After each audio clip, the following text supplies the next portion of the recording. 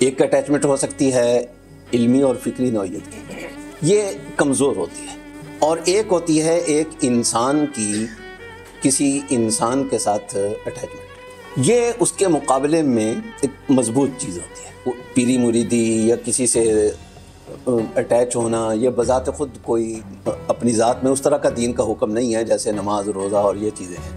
یہ اٹیچمنٹ ایک عالم آج کے نوجوان کو کیسے دے سکتا ہے؟ سب سے پہلی چیز تو انسان کا ذاتی کردار ہوتا ہے۔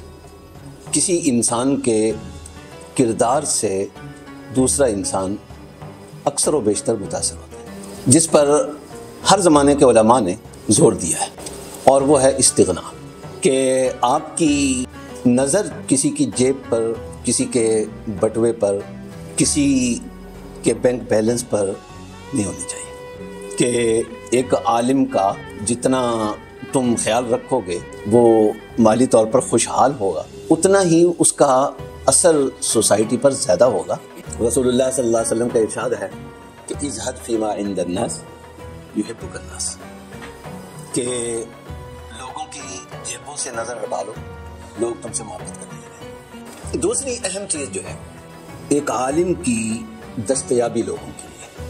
تیسری چیز جو ہے سوال کو گوارا کرنا، کوئی کیسا ہی سوال کیوں نہ کرے۔ امام اور خطیب کا یا کسی عالم دین کا ایک صرف ضابطے کا اور ایک خشک تعلق جو ہے وہ باقی رہ گیا ہے، اس سے آگے کوئی چیز باقی نہیں تھی۔ ہر فتویٰ جو ہے وہ سماج کی لیبارٹری میں چیک ہوتا ہے۔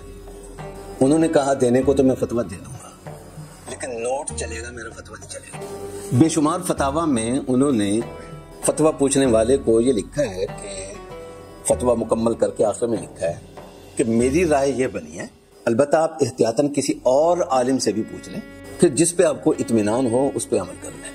بعض سلف سے یہ منقول ہے کہ یہ نہ کہا کرو کہ اس مسئلے میں علماء کا اختلاف ہے، بلکہ یہ کہا کرو اس مسئلے میں علماء نے یوں وسعت پیدا کی۔ تو اخوانی اساتذہ تھے، یعنی کٹر دین کو تھامنے والے مضبوط، لیکن ان کی باتیں سن کر ہمیں حیرت ہوتی تھی کہ ان کے لیے سنیما ایک نارمل سی جگہ ہے، اس کے یعنی اس کے مشترکہ خاندانی نظام کے مزہ ہے۔ اسی طریقے سے اپنے والدین کی کس حد تک ماننی ہے اور کہاں آپ ماننے کے پابند نہیں ہیں، اپنے چھوٹوں کو کہاں آپ نے ہدایات دینی ہے اور کہاں ان کو اپنی رائے اور اپنی سوچ پر چھوڑنا ہے۔ مساجد کو اپنے کنٹرول میں لینا تو حکومت کے بس میں نہیں ہے۔ بہت سارے لوگ جو ہیں وہ بڑے دیندار ہوتے ہیں، وہ ایک جمعہ جو ہے وہ مکے میں پڑھتے ہیں، اگلا جمعہ مدینے میں جا کر پڑھ رہے ہوتے ہیں، لیکن ملازمین کے وہ حقوق کو پورے دینے کے لیے تیار نہیں ہوتے۔